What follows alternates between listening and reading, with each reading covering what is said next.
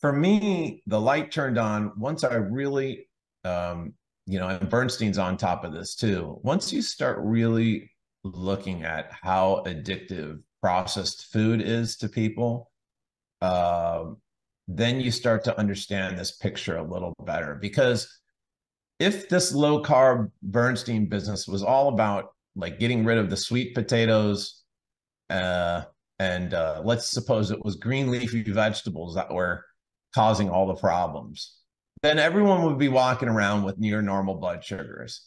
But it's not that you have to get rid of the sweet potatoes. It's that you have to get rid of the chips, cookies, jellies, cakes, um, cereals, all those hyper palatable foods. And to me, the problem, like, if you really want to say, well, okay, let's have a debate. Let's suppose I was debating someone who said it's crazy to say that the food is addictive.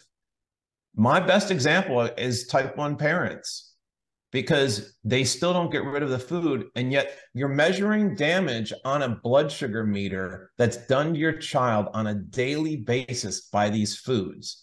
So what would be the reason not to get rid of those foods in your house? And the answer, I think, is that the foods have an overwhelming addictive property. Mm-hmm. And I think from my experience, a lot of parents also realize that the whole family needs to make some changes in their in their eating habits, and they're reluctant to do so. And why is that? Why Exactly. wouldn't they do it? You mentioned it. It's the addictive side of those foods.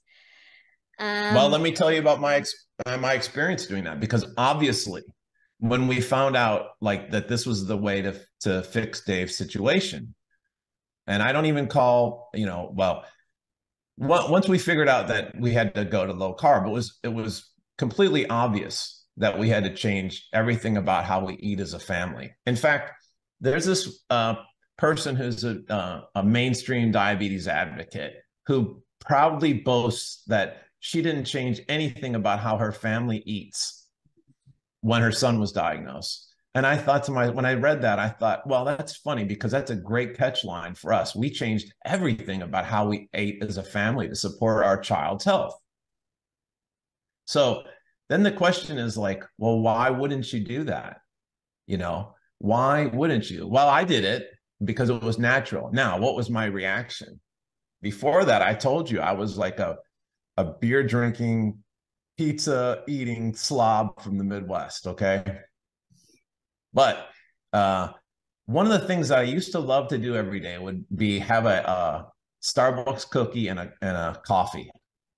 That was my thing, right? I loved that chocolate chip cookie from Starbucks. Loved it. Really loved it. And they're really good, by the way. mm-hmm. So now we switched over, and I'm in line at Starbucks. I took a spin class, and then I went with all the ladies to get Starbucks, and they're all eating their cookies and stuff. And I'm standing in the line, and I'm looking at the window with all the pastries in there. And it's like you could hear the chocolate chip cookie talking to you, giving you ideas about why it would be okay.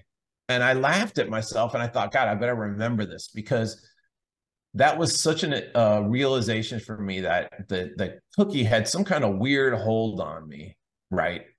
And I found like beer was kind of the same way when I quit it, right? I felt like, well, you could just, I had this picture in my head, like, well, kicking back and having a beer, boy, that sounds good. And there was like this conversation in my head, and it's like, well, I'm trying to get healthier and lose weight. So now I'm going to stomp on the beer. So I have this internal dialogue, which is provoked by the food, right? And coming at me.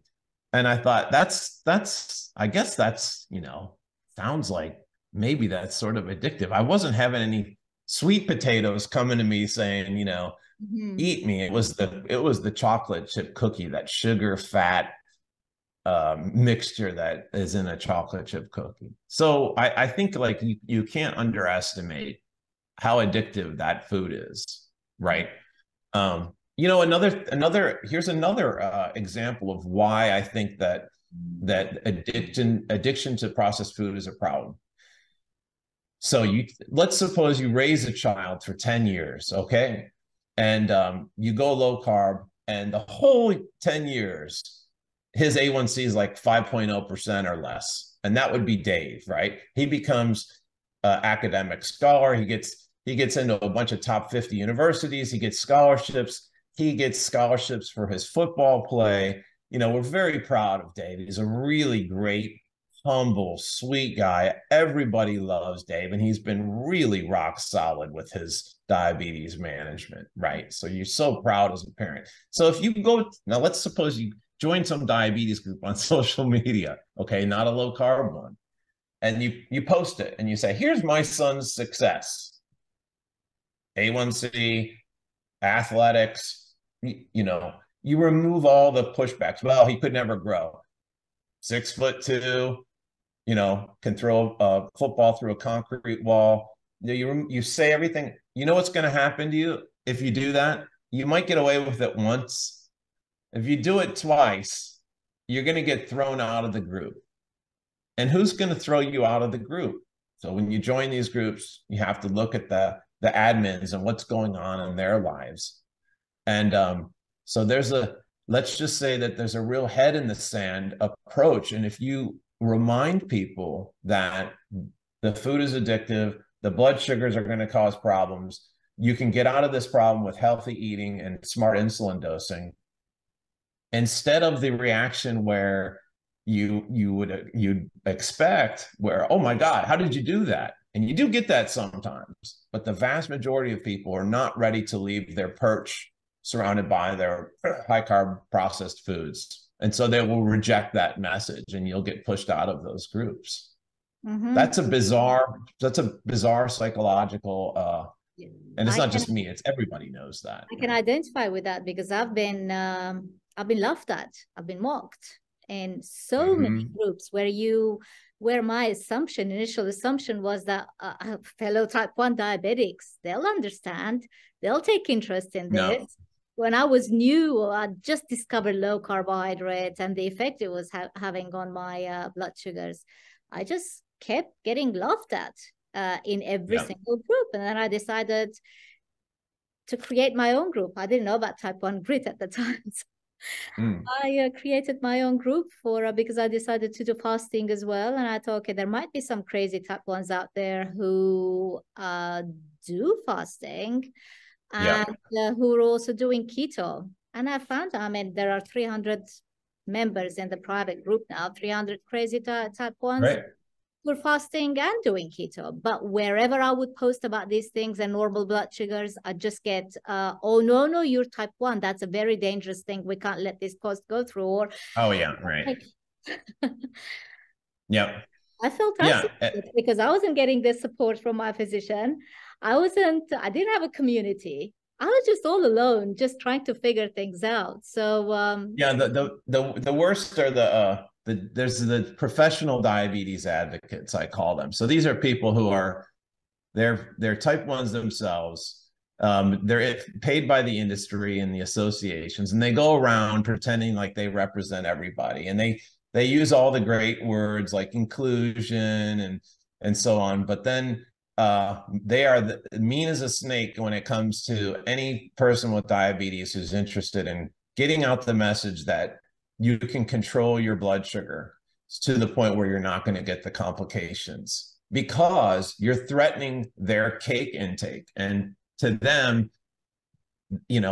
like cake is the trigger word, like more proof that this is an addiction problem, because you can get more people worked up by talking about cake. That word, I'm telling you, it sets people off. We have that type 1 grit page, and I posted a picture of like the grossest grocery store sheet cake. They're just so gross, and man, people came out of the woodwork defending their cake ability. And it's all like addictive talk, like, oh, just one slice a year, and it's in moderation. They use all those words, moderation and balance, that they've been trained to by their dietitian, who's probably in bad shape themselves. And it just that's the thing. Cake is just, if you want to know if someone is easily triggered, just say something like, look at this gross cake, you know, they get all defensive, because the cake has control of their condition, Mhm. right? And by the way, that was a great comment. I wish I would pull that up. We don't have time for that. It would take me too long. But some woman said, that's not your that's the cake has a control of you. You're no longer in control of your condition that the food is. And man, it was better. She said it better than I'm saying it. But that comment was so great. And if you've gone through that little chocolate chip cookie experience that I went through, boom, she nailed it. And Mhm. man, she got some pushback from the people about, oh, I'd rather die early than, go without cake, or, like absurd comments, right? I think when people mention, oh, I'd rather die, or live to, the die early, they forget about the suffering, the years of sometimes Yes. decades of Mm-hmm. suffering that you would Yeah. have to go through before you're dead. People think, oh, just one day they just go to bed and not wake up the next day. I wish we all could have a blissful death like that. But quite often people forget the suffering.